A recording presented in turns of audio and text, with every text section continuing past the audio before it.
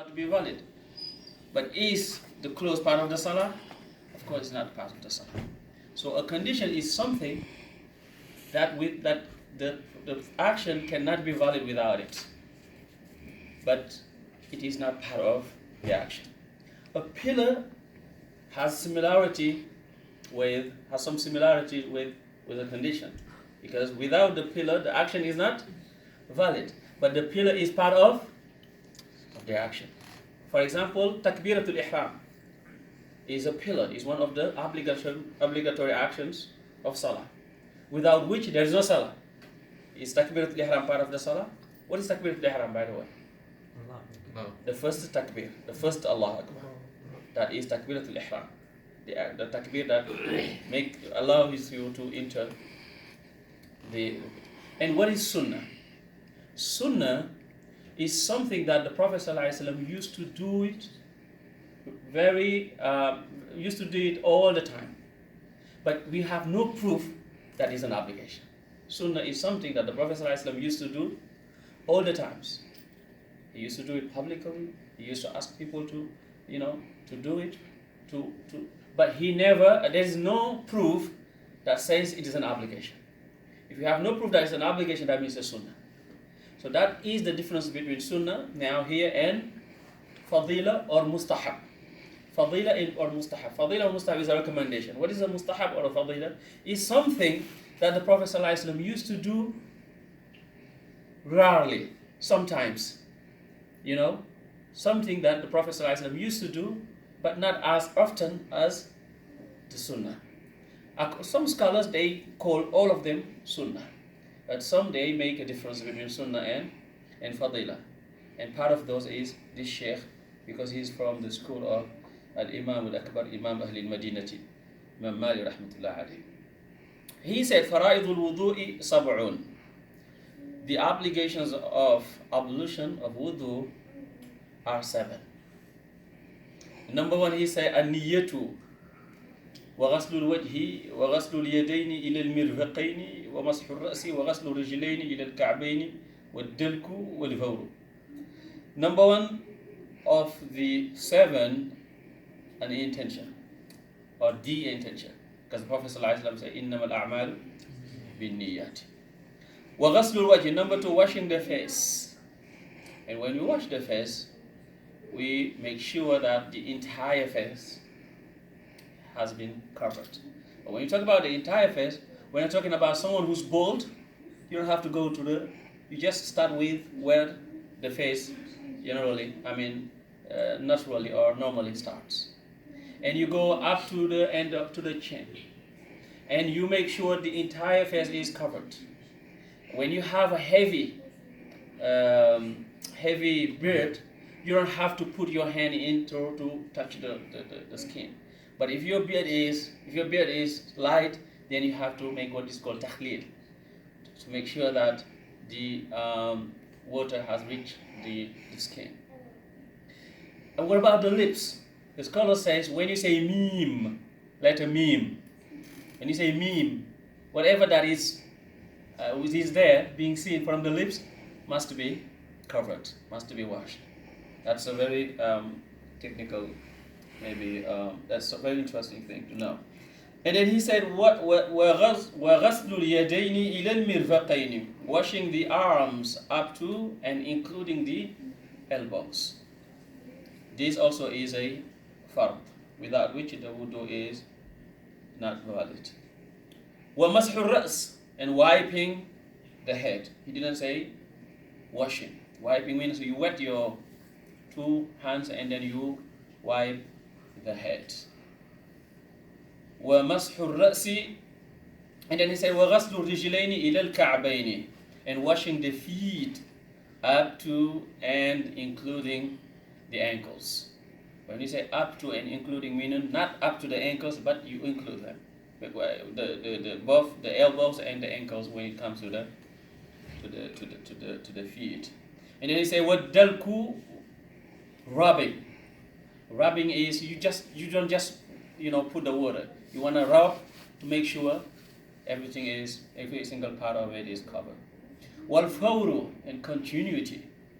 What does that mean? It means you cannot start the wudu and then start talking to people, or using your phone, or chatting, or you go and then come back. No, you have to do it, and you have to do it in a continual way. If you abandon the continuity to the length during which the wet part of you can dry in a regular, in a normal climate, with a normal person, meaning who's not too old, who's not too young, who's not sick, because all these things in play. And something that is long is no. He says if you abandon the wudu to that length, then the wudu is not valid. You have to start again. So these are the 7 fara'id of wudu. And then he will say, وَسُنَنُهُ غَسْلُ الْيَدَيْنِ. He will mention the sunan. Sunan means here the prophetic tradition. Sunnah of wudu, or the sunan of wudu. He will mention 8. Some mention more, but he mentions 8. Number 1, غسل اليدين إلى الكوعين عند الشروع. Washing the hands up to the wrist at the beginning of the wudu. Meaning this very washing the hands in the beginning is a sunnah. And you do it at the very beginning of the wudu. Okay? And then he said, وَالْمَضْمَضَةُ, rinsing the mouth. And they say when you rinse the mouth, we don't want you to gargle it like loud. As we don't, it is makruh to eat loud when people hear your teeth. It is also makruh to make the gargling. Everybody is hearing it. It doesn't have it. It shouldn't be like that. Wal-istinharu, which is sniffing water. Wal-istinshaq, actually, it should write. Wal-istinshaq is sniffing water into the nose. That's when you sniff the water into your nose. Wal-istintharu, blowing water out of the nose, is also a sunnah. Waraddu mashir rasi, a return wipe of the head. You see, wiping the head is a fard, but the returning is sunnah. وَتَجْدِيدُ الْمَاءِ he should write here, وَمَسْحُ الْأُذُنَيْنِ, yes. وَمَسْحُ الْأُذُنَيْنِ, wiping the ears is also a sunnah. وَتَجْدِيدُ الْمَاءِ لَهُمَا, and renewing the water for wiping the ears. Because some scholars, they just go by the hadith which says you go like this, but here he's stating that even renewing the water to wipe the ear, water that is different from the water you wipe your head with. So that's what he's saying here. He's saying that don't just wipe it with the water you wipe your head is. Renewing it, for renewing the water for the ears is also a sunnah. And then he said, وَتَرْتِيبُ الْفَرَائِضِ, and keeping the obligations in order. What does that mean? Keeping the obligations in order. Because Allah Tabaraka wa Ta'ala, He put them in order in the Quran when He revealed it to the Rasul Sallallahu Alaihi Wasallam. He said, يَا أَيُّهَا الَّذِينَ آمَنُوا إِذَا قُمْتُمْ إِلَى الصَّلَاةِ فَاغْسِلُوا وُجُوهَكُمْ وَأَيْدِيَكُمْ إِلَى الْمَرَافِقِ وَامْسَحُوا بِرُؤُوسِكُمْ وَأَرْجُلَكُمْ إِلَى الْكَعْبَةِ. Meaning, as Allah Tabaraka wa Ta'ala puts them in order in the Quran, you should do that. That is also a sunnah. Meaning, I wash my face before, my hands to the elbow before wiping the head, and then I wash the feet last, because Allah Tabaraka wa Ta'ala, that's how He mentioned. What does this mean? Meaning, if I didn't do it in that order, my wudu is valid, but I abandoned the sunnah. I will lose the reward of following the sunnah of the Prophet ﷺ. And if I continue to do that, I will one day neglect the fard. If you have the habit to neglect the sunnah, you will, without any doubt, you one day neglect the fard. And if you neglect the fard, that's a catastrophe.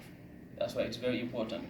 So when we come to the masjid before Dhuhr or before Maghrib or before Dhuhr or before Isha, and these Sunan Rawatib, part of their benefits is to help us keep up to the fara'id. Because if we really keep on these Sunan Rawatib, That means we will never neglect the fara'id, the salawatul khams. And here he says, وَمَنْ نَسِيَ فَرْضًا مِنْ أَعْضَائِهِ فَإِنْ تَذَكَّرَهُ بِالْقُرْبِ فَعَلَهُ وَمَا بَعْدَهُ وَإِنْ طَالَ فَعَلَهُ وَحْدَهُ وَأَحَدَ مَا صَلَّى قَبْلَهُ. If one forgets an obligatory limb, what should he do? He said he should, number one, wash that limb and the limbs that are after it, if he remembers soon after. What is he saying? I finished my wudu and I remember that I forgot to wash my right hand up to the elbow. What should I do? He says, if I remember it right after, meaning not before it takes time, before it is long, I go back, I wash this very limb and everything else that comes after it.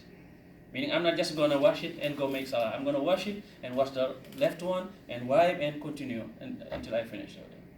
So that's the first question. He say, وَإِن طَالَ وَحْدَهُ وَإِن طَالَ فَعَلَهُ وَحْدَهُ وَأَعَادَ مَا صَلَّى قَبْلَهُ. Number 2, he should wash only that limb if a long time has passed. And then repeat any prayers that he performed with that wudu. I finished my wudu, I forgot to wash, for example, my right hand up to my elbow, up to including my elbow. Then I went to make salah. And I forgot that I didn't remember. I prayed Zuhr, I don't remember. I prayed Maghrib, I prayed Asr, Maghrib, Isha. When I finished Isha, I remember, oh, my wudu that I did at Dhuhr, I forgot this.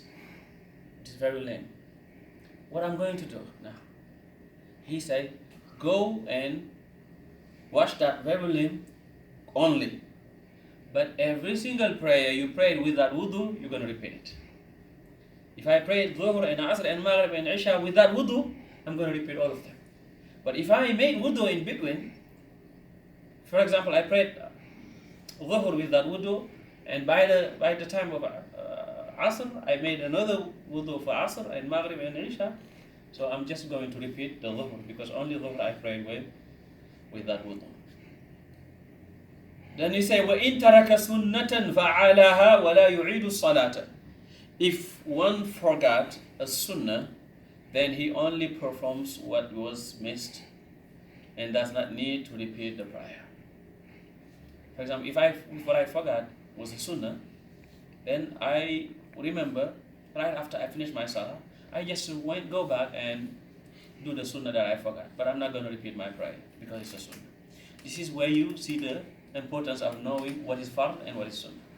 Because if you don't know what is fard and what is sunnah, you will not know whether what you forgot requires you to do it and repeat the prayer, or you just have to do it for the coming prayer.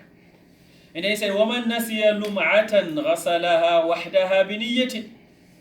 If a person missed a portion of a limb, he must wash that portion with an intention. Meaning, I forgot a portion, it's not my entire hand, but a portion of it. If I remember, I will go back and wash it, but with intention that this is fard. With an intention that this is fard. And then he said, what? وَإِن صَلَّى قَبْلَ ذَلِكَ. If he had prayed before washing that portion, أَعَادَ. He must repeat the prayer.